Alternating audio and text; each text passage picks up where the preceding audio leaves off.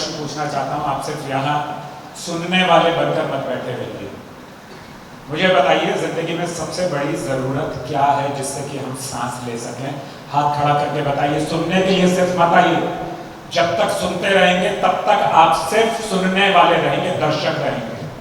दर्शक बन बन के ही समस्याएं बढ़ती हैं। 19 साल से मैं ट्रेनिंग दे रहा हूँ लड़कियों को। हम सिर्फ लड़कियों को ट्रेनिंग नहीं देते, सिक्के के दोनों पहलू, दोनों साइड देखिए। ये जो रेप्स हैं, ये जो समस्याएं, ये करने वाले कौन है? लड़कियां हैं क्या? तो फिर उनको कौन ट्रेन करेगा? मेरा बेटा सबसे बड़ा लाडला बेटा, मेरे अग्नि आएगी जब चिता में तो उस पर हगेगा वो, sorry to use this word. लेकिन बेटे को महत्व नहीं देते हम। बेटे को हम बहुत इतना ज्यादा महत्व दे देते हैं कि वो 1526 की बात सोचिए और आज कौन सा साल चल रहा है? 2024। लगभग 500 साल पुरानी समस्या है ये। आप इसको ऐसे खत्म कर देना चाहते हैं कि हमने यहाँ बात की, वहां बात की, यहाँ मोमबत्ती लेकर निकले, वहां पर लोग आए, इन्होंने रिकॉर्ड किया, अपने अपने चैनल्स पर डाल दिया। नहीं, समस्या का समाधान होगा। रजा भाई ने जो कहा, डॉक्टर साहब ने जो कहा, दीपक जी ने जो कहा, टीना जी ने जो कहा, और भी लोगों ने जो कहा, सब बातें, वो सारी बातें बहुत ही सम्माननीय हैं, लेकिन हम जमीन से चल ही नहीं रहे। मैं आपको बताता हूं 1526 की बात, जरा कान को ध्यान से सुनिएगा, दिमाग को थोड़ा सा हिला लीजिएगा। 1526 में जब मुगल यहां आए थे, उसके बाद में असुरक्षा की भावना अधिक हो गई। आपने कहा कि रेप पहले भी होते थे, ये सही बात है। महाभारत और रामायण उसका गवाह है, ये बिल्कुल सही बात है। रेप ना होकर जो भी तरीके होते थे, लड़की को दबाया जाता था, स्त्री को, क्योंकि स्त्री सबसे ज्यादा महत्वपूर्ण और सबसे बड़ा सशक्त स्तंभ है इस समाज का, परिवार का नहीं बल्कि पूरे समाज का। और कहा जाता है ना कि कहाँ है जन्नत? माँ के कदमों के नीचे। ऐसे ना थोड़ी कह दिया गया, खुदा ने भी जिसको कह दिया कि इसकी औकात, इसकी रिस्पेक्ट क्या है दुनिया की नजर में। तो मैंने कहा था कि क्या सबसे ज्यादा जरूरी है जीने के लिए? आप जो कलाकार लोग हैं वो भी बताइए, और आप जो लोग हैं वो भी बताइए। जीने के लिए क्या जरूरी है? आप कहेंगे सांस लेना, खाना जरूरी है, पानी जरूरी है, और क्या जरूरी है? काम करना जरूरी है, और क्या जरूरी है? पढ़ाई करना जरूरी है। अब मुझे बता दीजिए, यहाँ मेरे समय जितने भी लोग हैं, सबके परिवार वाले लोग हैं, हम सब पढ़ लिख कर एक एक क्लास चलकर आगे चलकर डॉक्टर बनते हैं, एंट्रेंस एग्जाम देते हैं, उसके बाद इंजीनियर बनते हैं, डॉक्टर बनते हैं, और 5-5 साल लगाते हैं उसमें, फिर स्पेशल डिग्रीज करते हैं। आप चाहते हैं कि हम सिर्फ मार्शल आर्ट सीखकर लड़कियां लड़कों का मुकाबला कर लेंगे? देखिए, जो ममिता के साथ में केस हुआ, ऐसे केसेस बहुत नहीं होते। जो श्रद्धा के साथ केस हुआ, ऐसे केसेस बहुत ज्यादा नहीं होते। जो श्रुति के साथ में केस हुआ गाजियाबाद में, ऐसे केसेस बहुत ज्यादा नहीं होते। लेकिन ये सबसे खतरनाक केस होते हैं। उन केसेस के बारे में क्या कहेंगे? जब स्कूल में, जब मैं यहाँ आया, आपने मुझे बुलाया था, मैं 20-25 मिनट पहले यहाँ से लड़कियां लड़के जा रहे थे, जिस तरह से वो सड़क पर चल रहे थे, अगर उसकी वीडियो रिकॉर्डिंग करके आप यहाँ के प्रिंसिपल को या आप अपने माता पिता को दिखाएंगे, उनके माता पिता को दिखाएंगे, तो आपको महसूस होगा हम कहाँ कमी कर रहे हैं।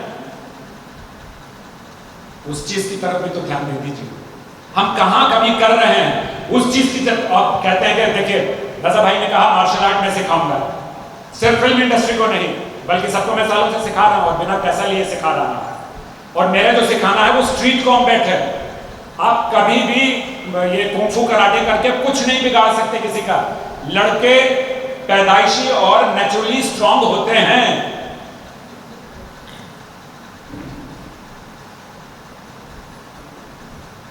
क्योंकि मैं ये कुछ 1-2 बातें करने वाला हूं जो बहुत ही महत्वपूर्ण है।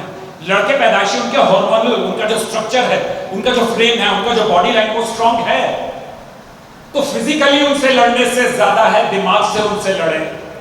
वो मौका ना आने दें कि रेप आए। मैं मोनिता की बात नहीं कर रहा हूं, मैं श्रुति की और श्रद्धा की बात भी नहीं कर रहा हूं, मैं दीगर जितनी भी और लड़कियां ऑल ओवर इंडिया जिनके रेप हुए हैं और मर्डर हुए हैं, वो एंटायरली बहुत डिफरेंट केसेस हैं, बहुत ही खतरनाक केसेस हैं। वहां पर जैसे आपने कहा कि जब पता चल गया कि ये हो गया, रेप हो गया, अदालत में तय हो गया, तो फिर किस लिए वकील देना? फौरन खत्म करो काम।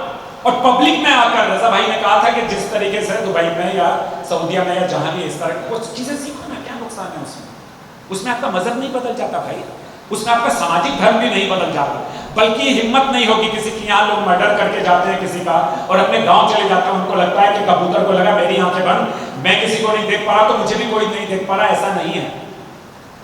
सो it is so very important for all of us to understand. याद आया है एक कविता जो कि एक अंग्रेजी में लिखा है ग्लोरिया स्टाइनम के वक्त पे फेमिनिज्म के बारे में, तो उसका एक हिस्सा मैं आपको गा के सुना देती हूँ। I am a woman, hear me roar, in numbers too big to ignore, and I know too much to go back and pretend, because I've heard it all before, and I've been down there on the floor.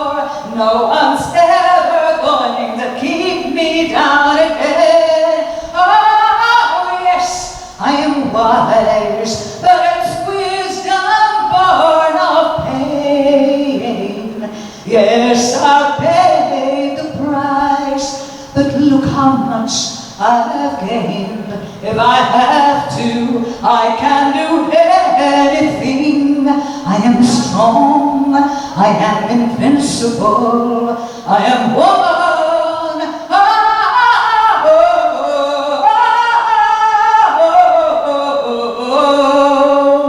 Thank you. Ready. And wonderful, wow, wow.